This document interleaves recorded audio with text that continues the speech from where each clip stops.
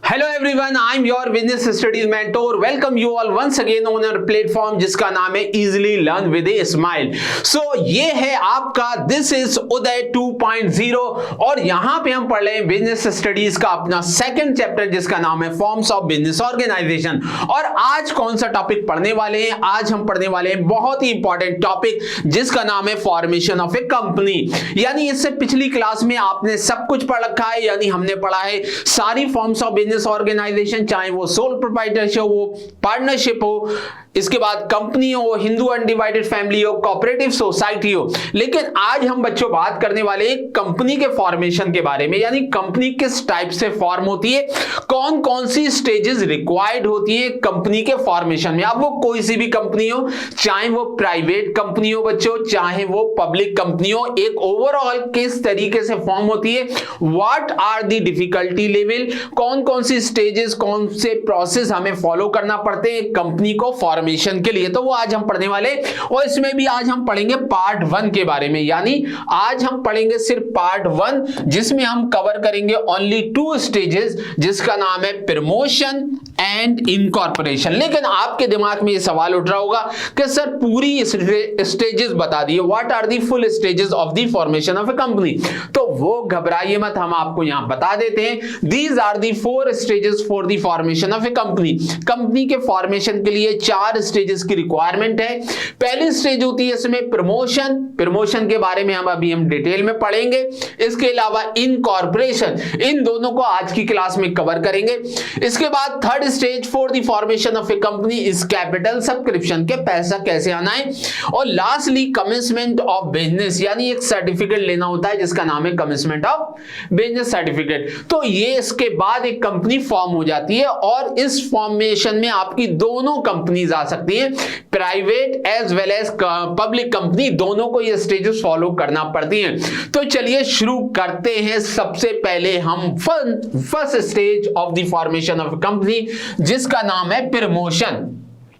अब प्रमोशन से क्या समझते हैं आप लोग? यहां पे प्रमोशन क्या है और promotion why it is so important, और ये प्रमोटर क्या होते हैं। तो सबसे पहले अगर मैं बात करूं प्रमोशन की, तो promotion is the first stage in the formation of the company which is related with the conceiving of the idea to make conceiving the idea, और उस आइडिया को हमें किस टाइप से प्रैक्टिकल शेप में लेकर आना है, वो सारी काम कहलाते हैं प्रमोशन के। यानी प्रमोशन के अंदर हम ये देखते हैं कि हमारे पास कौन कौन से रिसोर्सेज अवेलेबल हैं, हम ये प्लान करते हैं, हम ये ऑर्गेनाइज करते हैं, और ये सब कौन करता है? ये सब करता है प्रमोटर। अगर ओवरऑल अगर मैं बोलूं, promotion is a stage where we conceive the idea related to the business and shape the business into reality, यानी रियलिटी की फॉर्म में उसको हम जब कन्वर्ट करते हैं एक आइडिया को, तो उसको हम बोलते हैं प्रमोशन। और ये सारे काम कौन करता है? ये सारे काम करता है प्रमोटर ऑफ द कंपनी। तो प्रमोशन एंड प्रमोटर में बच्चों कंफ्यूज नहीं होना है आपको। प्रमोशन तो पूरी स्टेज के बारे में बता रहा है, लेकिन ये सारे फंक्शन कौन परफॉर्म करेगा? ये सारे फंक्शन परफॉर्म जो करेगा उसका नाम है प्रमोटर। यानी प्रमोशन के अंदर हम आइडिया सबसे पहले सोचते हैं, उस आइडिया को हम क्या देखते हैं कि उसको प्रैक्टिकली शेप में कैसे लेकर आना है। इसके अलावा promotion is also include the planning and organising all the resources necessary to start a new venture, यानी एक न्यू वेंचर को चलाने के लिए हमें क्या प्लानिंग है, क्या ऑर्गेनाइजिंग है, कितने रिसोर्सेज हमारे पास अवेलेबल है, हमारे पास कैपिटल कितना है, रॉ मटेरियल कितना है, प्लांट मशीनरी है। तो इन सब की फिजिबिलिटी हमें चेक करनी रहती है, वो सारी फिजिबिलिटी हमारी आ जाती है प्रमोशन के अंदर। अब ये प्रमोशन का जो काम है, ये प्रमोशन का काम बच्चों एक बहुत ही इंपॉर्टेंट शख्स और पर्सन परफॉर्म देता है जिसको हम जानते हैं प्रमोटर के नाम से। यानी अगर मैं प्रमोशन की बात करूं तो प्रमोशन के अंदर काम क्या किए जाते हैं? डिस्कवरी ऑफ बिजनेस अपॉर्चुनिटी, यानी सबसे पहले बिजनेस अपॉर्चुनिटी को डिस्कवर किया जाता है जिसको हम बोल सकते हैं आइडिया जनरेशन। जनरेशन, यानी इसके अंदर आइडिया जनरेट किया जाता है, क्योंकि आपको पता है an idea can change your life. किसी भी बिजनेस के लिए एक आइडिया की रिक्वायरमेंट होती है। वो आइडिया को क्या करा जाता है, फिर उसकी फिजिबिलिटी स्टडी करी जाती है कि ये आइडिया जो है किस टाइप से हमारे लिए प्रॉस्पर हो सकता है, उसकी इकोनॉमिक फिजिबिलिटी क्या है, टेक्निकल फिजिबिलिटी क्या है, फाइनेंशियल फिजिबिलिटी क्या है, यानी उसके लिए कितना पैसे की रिक्वायरमेंट है, कितना प्रॉफिट होगा अगर ये आइडिया एग्जीक्यूट होगा, इसके अलावा क्या क्या रिसोर्सेज की रिक्वायरमेंट होगी अगर ये आइडिया हम क्या करें, प्रैक्टिकली शेप में लेकर आए। तो हमें सबसे पहले डिस्कवर करना पड़ती है बिजनेस अपॉर्चुनिटी। अगर मैं जनरली बात करूं तो आप देखते होंगे कि आज के टाइम में, इन रिसेंट टाइम, बहुत से न्यू बिजनेस डेवलप हो रहे हैं। वो क्यों हो रहे हैं, क्योंकि वहां पे क्या है, जो प्रमोटर हैं, जो आपके एंटरप्रेन्योर हैं, वो क्या है, थोड़े अलग तरीके से सोच रहे हैं, और सोच रहे हैं जिससे क्या हो रहा है, एक नया फॉर्म्स ऑफ बिजनेस इवॉल्व हो रहा है। जैसे कि स्विगी एंड जोमेटो, आपने कभी इससे पहले सोचा भी नहीं होगा कि आपके घर बैठे क्या हो सकता है, सामान आ सकता है खाने का। तो वो किस वजह से आया, आइडिया जनरेशन की वजह से आया। आइडिया जनरेट करा लोगों ने, उन्होंने क्या, भैया लोगों को घर पे खाना प्रोवाइड करवा दो, स्विगी जोमेटो फॉर्म हो गए। इसी तरीके से you never think before that कि आज के टाइम में हम किसी को भी बैठे बैठे पेमेंट कर सकते हैं। पहले क्या होता था, जनरली हम बैंक जाते थे, बैंक में पैसे डिपॉजिट कर रहे हैं, कि लाइन बना रहे हैं और टाइम जा रहा है। लेकिन आज के टाइम में you can use PhonePe, Google Pay, there are number of platform जहां पे आप क्या कर सकते हैं, इजीली पैसे ट्रांसफर कर सकते हैं, इजीली अपने पेमेंट कर सकते हैं, और आपका बैंक जाना भी सेफ हो जाता है। तो वो सारी चीजें क्यों आई, आइडिया की वजह से आई, यानी डिस्कवर किया गया अपॉर्चुनिटीज को। तो अपॉर्चुनिटी सबसे पहले डिस्कवर की जाती है इन द प्रमोशन स्टेज। अब उसके बाद उसकी फिजिबिलिटी स्टडी चेक कर ली जाती है कि ये आइडिया जो है प्रॉफिटेबल होगा, इसके लिए फाइनेंस की कितनी रिक्वायरमेंट है, इसके लिए क्या क्या रिसोर्सेज चाहिए होंगे, क्या प्रॉस्पेक्ट होगा फ्यूचर में इसका। तो वो सारी चेक करके कोई भी आइडिया को के ऊपर प्रैक्टिकली काम किया जाता है, यानी उसको प्रैक्टिकली फॉर्म में लेकर आया जाता है। इसके बाद एनालाइज इट्स प्रॉस्पेक्ट, जैसे कि मैं ऑलरेडी बता चुका हूं, उस आइडिया के एनालाइज किया जाता है, उसके प्रॉस्पेक्ट को देखा जाता है कि वो प्रॉफिटेबल है आइडिया या प्रॉफिटेबल नहीं है। मान लो हमने किसी आइडिया पे काम करने लग गए, but that idea is totally flop, तो उससे क्या होगा, टाइम भी बर्बाद होगा, रिसोर्सेज भी बर्बाद होंगे, पैसा भी बर्बाद होगा। तो इसलिए हमें ऐसे आइडिया पे काम नहीं करना होता है जिसका कोई प्रॉस्पेक्ट ना हो फ्यूचर में। प्रॉस्पेक्ट वाले आइडियाज पे हमें काम करना है, सो दैट हमारा बिजनेस वहां पे ग्रो हो सके। इसके अलावा organisation of fund and managerial ability, और अब जो भी आइडिया क्या करेगा, जनरेट करेगा, वो चाहे सिंगल पर्सन हो, उसके बाद वो ये चेक करेगा कि उसके पास उस आइडिया के लिए प्रॉपर फंड है, सफिशिएंट फंड है या नहीं है।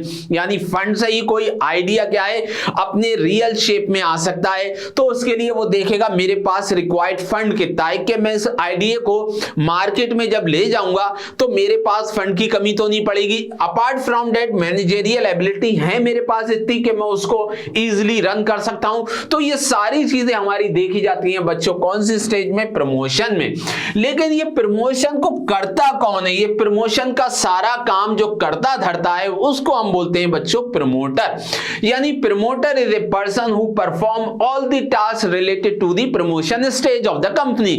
कंसीविंग आइडिया से लेकर उसको प्रैक्टिकली शेप में लेकर आने तक, यानी ख्वाब देखने तक और ख्वाब की सच्चाई में बदलने तक के सारे काम कौन परफॉर्म करता है, वो करते हैं बच्चों प्रमोटर। यानी प्रमोटर कौन होते हैं, जो आइडिया को कंसीव करते हैं, अपार्ट फ्रॉम दैट हमारे बिजनेस को एक प्रैक्टिकली फॉर्म में लेकर आते हैं, यानी ख्वाब देखते हैं और उस ख्वाब की रियलिटी तक, उस तक मेहनत करते चले आते हैं, वो होते हैं प्रमोटर। अब प्रमोटर कोई भी हो सकता है, वो एक पर्सन भी हो सकता है, यानी आप लोग भी हो सकते हो। आप लोग सोचो कोई ख्वाब, उस ख्वाब को कन्वर्ट करने के लिए लग जाओ, यानी कंपनी बनाने के लिए, तो वो आप भी हो सकते हैं, या ग्रुप ऑफ पर्सन भी हो सकते हैं, आपके 4-5 दोस्त भी हो सकते हैं, जो मिलके एक आपस में एक बिजनेस क्या करें, सेटअप कर दें। अब प्रमोटर के बारे में यहां बता रखा है, ए पर्सन प्रमोटर करता क्या है, जैसे कि मैं ऑलरेडी बता चुका हूं, कंसीव करता है एक आइडिया को बिजनेस के, यानी एक बिजनेस के लिए हमें आइडिया की जरूरत होती है। वो आइडिया यानी वो आइडिया डिपेंड करता है कि किस टाइप का एनवायरनमेंट है, उसके अकॉर्डिंग क्या क्या चेंजेस की रिक्वायरमेंट है, कस्टमर को क्या इजी चाहिए, तो वो सारी चीजें सोच के एक आइडिया डेवलप किया जाता है, कंसीव किया जाता है, और वो हमारा काम करता है प्रमोटर। इसके बाद check the feasibility of the idea, idea की फिजिबिलिटी चेक करी जाती है on the basis of financial feasibility, on the basis of economic feasibility, apart from technical feasibility. ये तीनों ग्राउंड पे हम क्या है, किसी आइडिया को परखेंगे, चेक करेंगे, उसको एनालाइज करेंगे, उसको मेजर करेंगे कि ये तीनों ग्राउंड पे वो आइडिया प्रॉपर सूटेड है या नहीं है। टेक्निकली मतलब उसके लिए जो रॉ मटेरियल चाहिए वो हमें इजीली मिल पाएगा नहीं मिल पाएगा। फाइनेंशियली जितना फंड की रिक्वायरमेंट है वो हम कहां से अरेंज करेंगे या कितना फंड अवेलेबल है। इसके अलावा आपका इकोनॉमिक फिजिबिलिटी यानी उससे प्रॉफिट कितना होगा, उससे लॉस क्या होगा, क्या प्रोस्पेक्ट है प्रॉफिट वेल्थ का, वो सारी चीजें हम चेक कर लेते हैं फिजिबिलिटी स्टडी के अंदर ऑफ द आइडिया।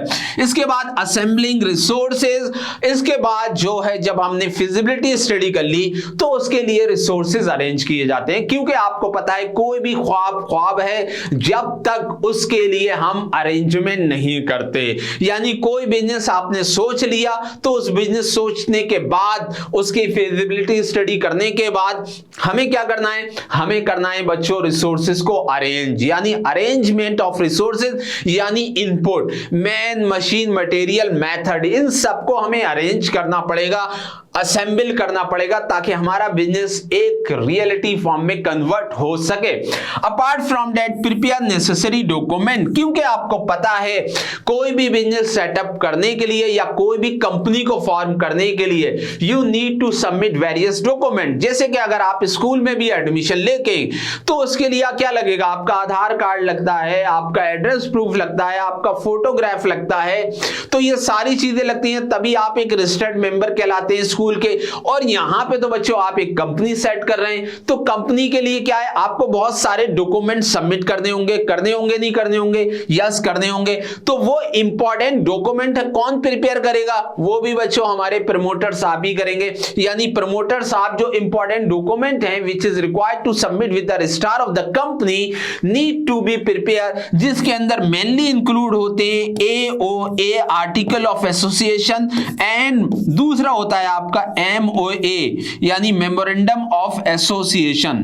तो ये दो इंपॉर्टेंट जो बच्चों बहुत इंपॉर्टेंट डॉक्यूमेंट है, इनको सबसे पहले आपको तैयार करना पड़ेगा और सबमिट करना पड़ेगा with the registrar of the company. और ये सारे काम हमारे करके देगा बच्चों कौन, प्रमोटर। यानी बच्चों प्रमोटर का रोल होने वाला है बहुत ज्यादा important in the formation of the company, क्योंकि यही प्रमोशन का सारा काम, सारी जिम्मेदारी अपने ऊपर ले लेता है। ठीक है, प्रमोशन तो आपको अच्छे से समझ में आ गया होगा, अगर आगे आए तो एक बार कमेंट सेक्शन में जरूर बताइएगा। चलिए आगे पढ़ते हैं। अब दूसरा, अब बात कर लेते हैं कुछ फंक्शंस की। यानी आपने प्रमोटर के बारे में जान लिया, प्रमोशन के बारे में जान लिया, लेकिन what are the function perform by a promoter. Promoter क्या क्या काम करता है on the behalf of the company, company के बिहाफ में। तो वो काम है बच्चों, सबसे पहला है आइडेंटिफिकेशन ऑफ बिजनेस अपॉर्चुनिटी, क्योंकि कोई भी बिजनेस इवॉल्व होता है अपॉर्चुनिटी से, तो उस अपॉर्चुनिटी को आइडेंटिफाई करना, उसको देखना कि मार्केट में किस चीज की जरूरत है और उसके अकॉर्डिंग उस अपॉर्चुनिटीज के बेसिस पे हमें कोई आइडिया डेवलप करें। ठीक है, आइडिया डेवलप करें, उस आइडिया के डेवलपमेंट के बाद जो प्रमोटर का असली काम शुरू होता है वो होता है बच्चों उसकी फिजिबिलिटी चेक करना, जो कि आगे हम पढ़ेंगे। सही है, तो promotion identification of business opportunity में जो प्रमोटर होता है वो क्या करता है, बिजनेस की जो आइडियाज है उसको अवेल करने की कोशिश करता है। मतलब as per the environment in the business, market में किन चीजों की रिक्वायरमेंट है, कस्टमर क्या चाहता है, कस्टमर की डिमांड क्या है, तो उसके अकॉर्डिंग बच्चों सबसे पहला काम करता है बिजनेस अपॉर्चुनिटी को आइडेंटिफाई करना। आइडेंटिफिकेशन हो गया। अब आइडेंटिफिकेशन के बाद यानी आइडिया उसे पता चल गया कि ये बिजनेस मुझे सेट करना है, लेकिन अब उसके बाद क्या करेगा, उसके बाद बच्चों करेगा फिजिबिलिटी स्टडी। फिजिबिलिटी स्टडी क्या होती है? फिजिबिलिटी स्टडी मतलब होता है verification of the idea, idea का वेरिफिकेशन करना ऑन नंबर ऑफ ग्राउंड्स, बहुत सारे ग्राउंड पे, ठीक है, बहुत सारी चीजों पे उस आइडिया को चेक करना कि वो आइडिया जो हमने बिजनेस रिलेटेड सोचा है, जिसके बेसिस पे हम बिजनेस सेटअप करना चाह रहे हैं या जिसका बिजनेस सेट करना चाह रहे हैं, अब उसकी हमें फिजिबिलिटी क्या है, उसकी डिमांड क्या है मार्केट के अंदर, उसके लिए क्या रिसोर्सेज चाहिए। तो वो जो फिजिबिलिटी है, जो वेरिफिकेशन है, वो आप 3 बेसिस पे देख सकते हैं। पहला है टेक्निकल बेसिस पे, टेक्निकल जिसको हम बोलते हैं टेक्निकल फिजिबिलिटी। टेक्निकल फिजिबिलिटी क्या है कि जो आइडिया का आइडेंटिफिकेशन आपने किया है इन द फर्स्ट स्टेज, उसके बाद आपको यह चेक करना है कि उससे रिलेटेड जो रिसोर्सेज हैं, जो इनपुट्स हैं, इनपुट्स सही है, वो कितने अवेलेबल हैं। यानी क्योंकि आपको पता है अगर आपने एक ऐसा बिजनेस स्टार्ट करने की सोच लिया जिसके रिसोर्सेज ही लैक हैं, नहीं मिल रहे, तो आपका बिजनेस क्या हो जाएगा, कुछ दिन चलेगा, बंद हो जाएगा, स्टॉप प्रोडक्शन हो जाएगा। तो इसलिए आपको उससे रिलेटेड टेक्निकल फिजिबिलिटी में यह चेक करना है what are the resources available for that business, और वो कितना एबंडेंसली आपको, कितना फ्रीली, कितना इजीली आपको वो अवेलेबल हो सकते हैं मार्केट में। अब वो इनपुट क्या हो सकते हैं, वो इनपुट होंगे सबसे पहले तो बच्चों रॉ मटेरियल ही हो गया, क्योंकि रॉ मटेरियल से ही आप कुछ ना कुछ प्रोड्यूस करेंगे। तो raw material is the first input जो आपको सबसे पहले ध्यान रखना है कि उस बिजनेस से रिलेटेड रॉ मटेरियल हमें कहां मिलने वाले हैं।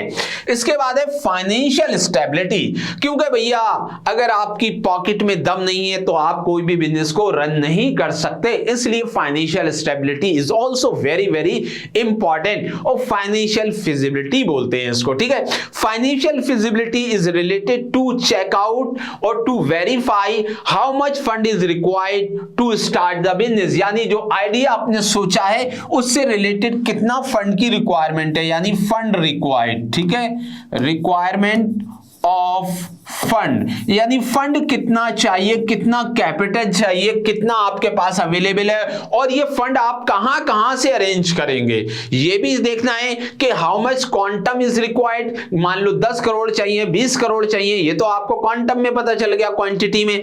अब ये देखना है कि from what sources this fund is available to the business concern, यानी बिजनेस को ये कहां कहां से मिल सकता है। आप बैंक के पास जा सकते हैं, आप इक्विटी शेयर इश्यू कर सकते हैं, आप डिवेंचर इश्यू कर सकते हैं, आप पब्लिक इश्यू उतार सकते हैं। तो there are various method also, वो भी आपको यहां पे ध्यान रखने हैं। इसके अलावा आती है आपकी economic feasibility. Economic feasibility is related to the profitability, यानी यहां पे हम देखेंगे क्या बच्चों, प्रॉफिटेबिलिटी ऑफ द बिजनेस, यानी जो आपने आइडिया खड़ा करा है, जो आपने आइडिया सोचा है, जो आपने ख्वाब देखा है, उस ख्वाबों का जब एक महल बनेगा, यानी जब एक बिजनेस खड़ा हो जाएगा, तो उस बिजनेस से प्रॉफिट क्या होने वाला है, प्रॉफिट का पहले से एस्टिमेशन करना पड़ेगा कि हमें प्रॉफिट कितना होगा, कितना हमारे लिए हमारी सेल्स हो सकती है, क्या क्या कस्टमर बेस हैं, क्या हमारी टारगेट मार्केट है जहां पे हम अपने प्रोडक्ट या सर्विसेज को बेचेंगे, जिससे हमें प्रॉफिट या रेवेन्यू अर्न होगा और हमारा टर्नओवर बढ़ेगा।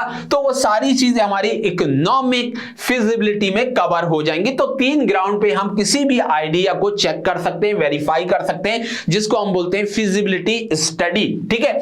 इसके बाद जो third function of the promoter, very very important, क्योंकि हर इंसान इस दुनिया में मोहताज होता है एक नाम का, क्योंकि आप जब पैदा होते हैं तो आपका एक नाम रखा जाता है और वो नाम हो जाता है रजिस्टर्ड, उसी से आपको जिंदगी भर रिकॉग्नाइज किया जाता है। लाइकवाइज हर कंपनी के लिए भी एक नाम की जरूरत होती है, और बच्चों नाम कौन देता है, जैसे कि आपको नाम देते हैं आपके पेरेंट्स, इसी तरीके से कंपनी को जो नाम देता है वो भी प्रमोटर होता है, यही पैदा कर रहा है और यही नाम दे रहा है। यानी इसके लिए क्या करता है, ही सजेस्ट नंबर ऑफ नेम्स, यानी एक लिस्ट बनाता है 2-3 नाम की, और ये नाम जो है रजिस्ट्रार ऑफ द कंपनी के पास भेजता है। ये कौन सा है, रजिस्ट्रार ऑफ कंपनी, ठीक है। रजिस्ट्रार ऑफ द कंपनी वो बंदे हैं जो कंपनी का रजिस्ट्रेशन जहां पे होता है, यानी ये ऑफिस है, ठीक है, हर स्टेट में होता है। यहां पे ये जो प्रमोटर साहब हैं, क्योंकि जो एक ऐसा कहा जाता है कि आइडेंटिकल नेम नहीं होना चाहिए। जैसे मान लो आपके घर में भी होता है, मोहल्ले में तो आप नहीं रोक सकते, दुनिया में बहुत सारे अलग अलग नाम हो सकते हैं, सेम नाम हो सकते हैं, लेकिन अगर आप अपने घर की बात करें तो घर में क्या होता है, किसी आपके अगर 5 भाई बहन है, सिबलिंग है, तो सबके नाम ऐसे नहीं होंगे, सबके एक से नाम होंगे, अलग अलग होंगे। तो डेफिनेटली कंपनी के केस में भी ऐसा होता है। कंपनी में यह है कि ऑल इंडिया लेवल पे हम चेक कर सकते हैं, registrar of the company cheque कर सकता है कि इस कंपनी का नाम बिल्कुल सेम नहीं होना चाहिए जिसको आप अपनी कंपनी रजिस्टर करना चाह रहे हैं। तो इसलिए आपको एक सबसे पहले यूनिक नाम सोचना पड़ता है जो उससे पहले कभी रजिस्टर्ड नहीं हुई हो। और वो कौन करता है? वो करता है भैया हमारा प्रमोटर। यानी प्रमोटर क्या है? सजेस्ट नंबर ऑफ नेम्स, बहुत सारे नाम जो है रजिस्ट्रार ऑफ द कंपनी के यहां भेजता है, 2-3 नाम रहते हैं, और रजिस्ट्रार जो है इसको चेक करता है कि एस टाइप की कंपनी, इस नेम की कंपनी इससे पहले रजिस्टर्ड तो नहीं हुई है। इफ ही फाउंड सूटेबल, अगर उसे लगता है नहीं इस नाम की कोई भी कंपनी रजिस्टर्ड नहीं हुई है, तो वो उसका नाम को रजिस्टर्ड कर देता है उसी नाम से। जैसे कि आपने सुना होगा टाटा, रिलायंस, ये जब फर्स्ट टाइम गई होंगी तो इनके नाम गए होंगे, और इस टाइप की पहली कोई कंपनी नहीं होगी तो इनके नाम रजिस्टर्ड हो गए, और आज ये क्या है, इसी के नामों से जानी जाती हैं। तो नेम अप्रूवल का काम भी कौन करेगा? नेम अप्रूवल का काम भी हमारे कौन कर देंगे? प्रमोटर साहब कर देंगे, यानी नाम दिलवा दिया कंपनी को। ठीक है, अब जब नाम अप्रूवल की बात आ रही है तो नाम अप्रूवल के लिए हमें क्या क्या करना पड़ेगा वो भी देख लेते हैं। सबसे पहले approve from the registrar of the company, जैसे कि मैंने बताया जो भी नाम होगा वो अपने रजिस्ट्रार ऑफ द कंपनी से अप्रूव कराना पड़ेगा। रजिस्ट्रार ऑफ द कंपनी भैया डाल के देखते हैं सिस्टम में कि इस नाम की कोई कंपनी तो नहीं है, अगर है तो बच्चों को कह देते हैं नहीं ये नाम नहीं चलेगा, ऑलरेडी रजिस्टर्ड है। अगर नहीं है तो फिर वो उस नाम को अप्रूव कर देंगे और उससे आपकी कंपनी रजिस्टर्ड हो जाएगी। इसके बाद should not be similar to the existing company, obvious सी बात है, सिस्टम एग्जिस्टिंग कंपनी के सेम नहीं होना चाहिए। ऑलरेडी अगर पहले से ही कोई कंपनी है, मान लो अगर आप चाह रहे हैं कि बच्चों मैं रिलायंस कंपनी का नाम सजेस्ट कर दूं, तो जब आप रिलायंस तो ऑलरेडी एग्जिस्ट कर रही है ना मार्केट में, तो इस नाम से आप रजिस्टर्ड नहीं कर पाएंगे, क्योंकि Reliance is already registered in India as per company act 2013। तो वो तो आरओसी जो होंगे आपके रजिस्ट्रार ऑफ द कंपनी कह देंगे भैया इस नाम की तो कंपनी ऑलरेडी रजिस्टर्ड है, अपना कोई अलग नाम बताओ। तो सबसे पहले अगर एग्जिस्टिंग कंपनी है तो वो आपको ऑलरेडी रिजेक्ट हो जाएगा, इसलिए आपको भी ये ध्यान रखना है सिमिलर कंपनी है तो उस जैसा नाम नहीं देना है। Should not be misleading and objectionable, अब आपका जो नाम होना चाहिए वो थोड़ा तमीज का होना चाहिए। ऐसा नहीं है बच्चों बहुत ही अनकल्चर्ड या फिर ऑब्जेक्शनेबल या मिसलीडिंग नाम आप क्या है अपनी कंपनी का दे रहे हैं। बहुत ही डिसेंट, जैसे रिलायंस है, टाटा है, विप्रो है, टीसीएस है, ठीक है, एमआरएफ है, तो इनके डिसेंट नेम है। तो ऐसा नहीं है कि आप एक बहुत ही ऑब्जेक्शनेबल नाम रख दें जो बच्चों जो दुनिया में कोई पढ़े भी तो उसको शर्म आए, ऐसा नाम नहीं रखना। ठीक है, अब जो भी नाम होगा उसमें आपको पता ही है there are 2 type of company, एक होती है प्राइवेट कंपनी और एक होती है पब्लिक कंपनी।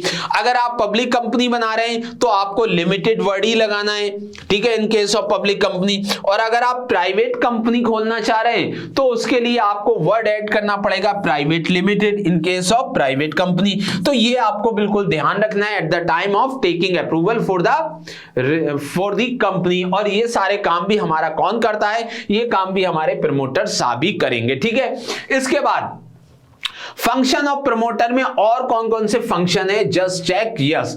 तो और जो फंक्शन है, चौथा जो फंक्शन है वो है बच्चों fixing the signatories to the memorandum of association. आपको पता है one of the important document of a company is memorandum of association.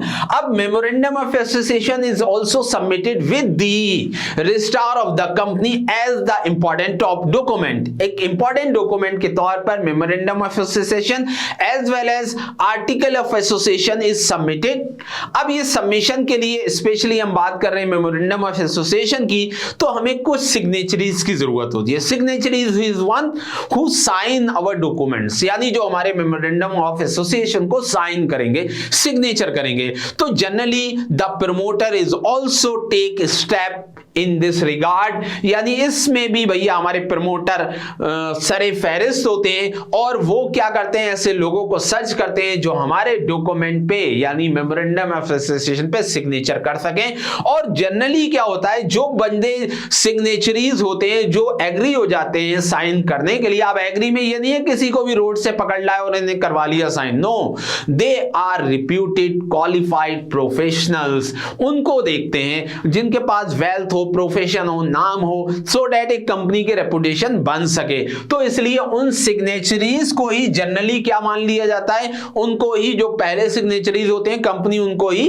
Director भी अपॉइंट कर लेती है, यानी डायरेक्टर का ओहदा दे देती है, स्टेटस दे देती है। तो जनरली ये काम भी हमारा प्रमोटर ही करेगा, सिग्नेचर करवाएगा अपने memorandum of association important documents पे, और वो डॉक्यूमेंट जो है बाद में सबमिट हो जाएंगे।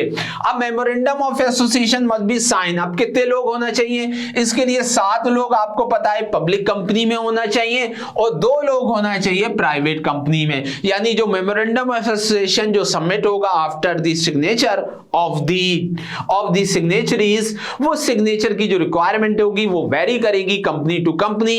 अगर पब्लिक कंपनी है तो आपको कम से कम 7 लोग चाहिए जो रिप्यूटेड हो, प्रोफेशनल्स हो, उनके सिग्नेचर रिक्वायर्ड है। और अगर आप प्राइवेट कंपनी रन अप करना चाहते हैं, स्टार्ट करना चाहते हैं, तो उसके लिए आपके पास 2 मेंबर ऐसे होना चाहिए। अब इसके बाद जो नेक्स्ट काम हमारा प्रमोटर का होगा वो होगा बच्चों अपॉइंटमेंट ऑफ प्रोफेशनल्स। यानी क्योंकि आपको पता है कोई भी कंपनी हो, they are run by the professional, यानी उसके लिए मैनेजमेंट चाहिए होता है, उसके लिए बहुत काबिल लोग चाहिए होते हैं, एक्सीलेंट लोग चाहिए होते हैं, ब्रेन वाले लोग चाहिए होते हैं। तो वो सारे लोगों का अपॉइंटमेंट कौन करता है बच्चों, वो भी प्रमोटर करके दे रहा है। यानी promoter is the person who appoint various professional to run the company smoothly. अब वो प्रोफेशनल कौन से हो सकते हैं, मर्चेंटाइल बैंकर, यानी बैंकर का अरेंजमेंट, मैनेजमेंट का अरेंजमेंट, डायरेक्टर का अरेंजमेंट, ऑडिटर का अरेंजमेंट, ये सारे जितने भी इंपॉर्टेंट हमारे लिए कंपनी के लिए अपॉइंटमेंट्स होंगे वो हमारा कौन करेगा, वो भी हमारा प्रमोटर करेगा। और लास्टली प्रिपेयर नेसेसरी डॉक्यूमेंट। इसके अलावा जो नेसेसरी डॉक्यूमेंट हैं, नेसेसरी डॉक्यूमेंट में एक तो डॉक्यूमेंट मैंने आपको बता दिया मेमोरेंडम ऑफ एसोसिएशन, तो ये वाला डॉक्यूमेंट। इसके अलावा एओए का मतलब है बच्चों article of association, consent of the director to be submitted with the registrar of the company. यानी ये सारी डॉक्यूमेंट जो है memorandum of association, article of association, इसके अलावा डायरेक्टर की जो कंसेंट है, director means 7 in case of public company, 3 in case of public company और 2 in case of private company, उनकी जो कंसेंट है वो भी आपको रजिस्ट्रार ऑफ द कंपनी के यहां सबमिट करना पड़ेगी। और ये सारे काम हमारा कौन करके देगा, ये सारे काम हमारा करके देगा हमारा प्रमोटर। तो these are the functions which is perform by the promoter on behalf of the company as promotion stage. Promotion समझ में आ गया होगा, प्रमोशन के काम समझ में आ गए होंगे, प्रमोटर कौन है, प्रमोटर के क्या क्या काम करता है कंपनी के लिए, वो भी आई एम श्योर आपको अच्छे से समझ में आ गया होगा। अब हम बात कर लेते हैं किसकी, अब हम बात कर लेते हैं second stage of the company. The second stage of the company is incorporation. यानी ये बच्चों है सेकंड स्टेज। इनकॉर्पोरेशन का मतलब क्या होता है, इनकॉर्पोरेशन का जनरल मतलब है रजिस्ट्रेशन। यानी कंपनी जब रजिस्टर्ड होती है as per the company act 2013, तो वो स्टेज कहलाती है आपकी इनकॉर्पोरेशन। तो incorporation is just begin after the promotion work is done. यानी सारा प्रमोशन का काम होने के बाद, यानी आपका जो इंपॉर्टेंट डॉक्यूमेंट था लास्ट काम, यानी memorandum of association, article of association और कंसेंट ऑफ द डायरेक्टर, जब वो सब सबमिट हो गई और रजिस्ट्रार ऑफ द कंपनी ने उसको अप्रूव कर दिया, तो उसके बाद आपका दूसरा काम शुरू हो जाएगा जिसको हम बोलते हैं इनकॉर्पोरेशन ऑफ ए कंपनी। ये दोनों को ही कराना जरूरी है। दोनों का मतलब private company as well as public company, दोनों को ये स्टेज को फुलफिल करना जरूरी है। अगर प्राइवेट कंपनी है उसको भी और पब्लिक कंपनी है उसको भी। तो रजिस्ट्रेशन ऑफ द कंपनी होता है इसके अंदर कंपनी एक्ट 2013 के अकॉर्डिंग, ठीक है। After approval the name the following step of incorporated are taken. अब यहां पे कौन कौन से स्टेप शुरू हो जाएंगे, यहां पे भी कुछ रजिस्ट्रेशन के लिए ठीक है कुछ काम करना पड़ेगा। वो रजिस्ट्रेशन ऐसा नहीं है बस गए और आपका रजिस्ट्रेशन हो गया। रजिस्ट्रेशन के लिए सबसे पहले आपको फाइलिंग ऑफ द डॉक्यूमेंट, यानी बहुत सारे डॉक्यूमेंट सबमिट करना पड़ेंगे जो हमने पहले ही कर दिए थे।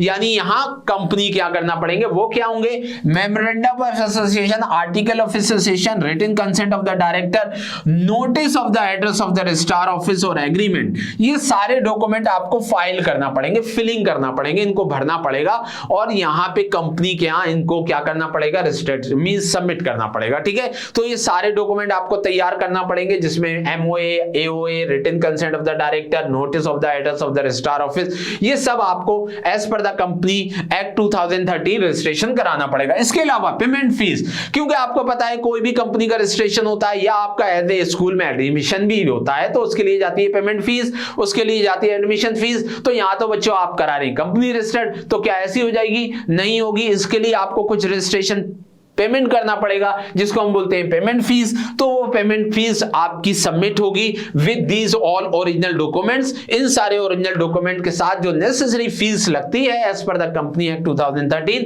वो आपको क्या है, सबमिट करना पड़ेगी before the registration of the company. इसके अलावा certificate of incorporation by the registrar, यानी इसके बाद आपको जो थर्ड स्टेज है यानी certificate of incorporation of the registrar वो आपको मिल जाएगा, यानी वो आपको मिल जाएगा जब जैसे ही आप ये दोनों काम कर देंगे। ठीक है, तो these are the various stages, यानी इनकॉर्पोरेशन ऑफ द कंपनी में हमें इतना ही पढ़ना है। अगले स्टेजेस जो होंगे आपकी जिसके अंदर हम पढ़ेंगे capital subscription and commitment of the business, वो हम अगली नेक्स्ट क्लास में कवर करेंगे। तो फर्स्ट प्रमोशन आपका और दूसरा था इनकॉर्पोरेशन ऑफ द कंपनी। ये दो स्टेजेस हमने आज की क्लास में कवर करी। आई एम श्योर आज का टॉपिक अच्छे से समझ में आ गया होगा। अगली क्लास में एक नए टॉपिक के साथ फिर से मिलूंगा। Till then take care, bye.